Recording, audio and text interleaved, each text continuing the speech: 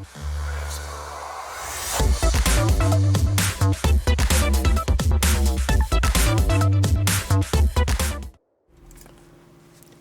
everyone and welcome. Laboratory Tech 13 here with the RIPTIDE Project Laboratory, and today I've got another great video for you. This is going to be the deck tech for 4 color adventures in standard best of 3. Yes, that's right, 4 color adventures. If you haven't actually seen this deck, Emma Handy and Devoted Druid on Twitter has pioneered this deck together, mixed with Omnath and the adventures that you love from Eldraine. So we'll go ahead and take a look at the deck, what makes it tick, and the cards that you'll be looking to craft with your wild cards. So let's go ahead and switch over to the arena setup here and take a look at the deck itself. If you take a look at the build that I have right here, you can see, starting with the mana base, we've got 1 plains, 2 islands, 2 mountains, 5 forests, 3 river glide pathways, 4 crag crown pathways, and 3 branch loft pathways. 2 Ketria triomes and 3 fabled passages round out the lands in this deck. And then we can go into the actual deck proper, starting from the left side with the 1 mana converted cost. You can see 2 Spikefield Hazards, which are modal dual-faced cards. So of course these cards will enter the battlefield as you wish as a land, or you can use them for their spell side. We have Edgewall Innkeeper at 4 times because, of course, this is an adventures deck, so you want to be able to make the best use of the adventures that you have in your deck. We have 4 times Fae of Wishes to basically wish for anything out of our sideboard, which we'll get to in just a moment. We have 4 times of Lucky Clover, 4 times of Brazen Borrower. Actually, I think that's 2 times. It's a little bit difficult to see on the arena's list here. And then we have 4 times Bone Crusher Giant, 1 of Balaged Recovery, 3 times of Lovestruck Beast, 3 copies of Omnath Locus of Creation, and 3 copies of Escape to the Wilds. We have 4 copies of Beanstalk Giant in the upper range of the deck, and then 1 Turn Timber Symbiosis, a card that is very good in this deck to be able to get you another creature from your library with an additional +3 counters on it if it's not Omnath.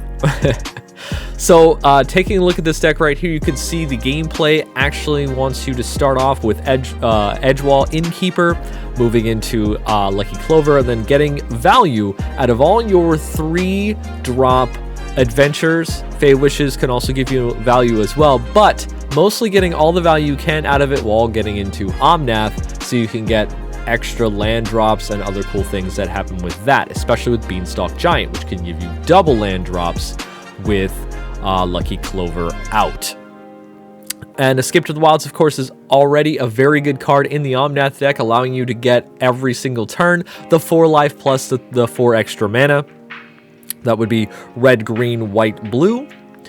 And it's basically a deck where you try to get to Omnath, take as much advantage of the adventures that you can, and then try to close the game with just too many things on the board for your opponent to deal with. Very good value engine, kind of grindy build that Adventures had before, but now also mixed with the Omnath spice as well. So if we're going to go to the sideboard here, we can pull up the sideboard and take a look at that. You can see there we have 2 red cap melee. That's good for any aggro that the deck might face, as typically it's going to be mono red at this point in standard.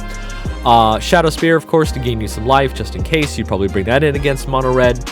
You have Soul Guide Lantern to help with opponents' cards in their graveyard, like Uro, if you're going up against another deck that uses that. You have Negates, of course, to get rid of any other problem cards you might see, Planeswalkers, what have you. Return to Nature can also get rid of problem equipments or other enchantments that might happen, or of course exile more cards from a graveyard.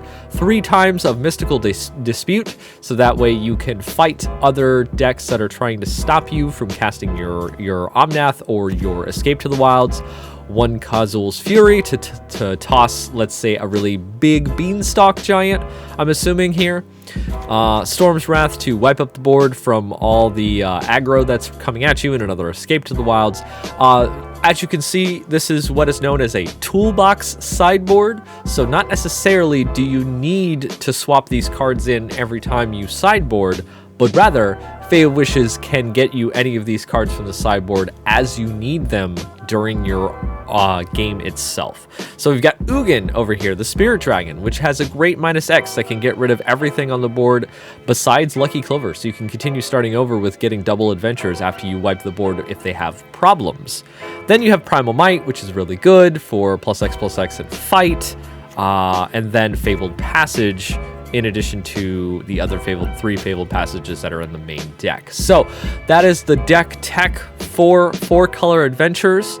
I will be jamming some games of this as well, which I'll be putting up some of those games after this deck tech.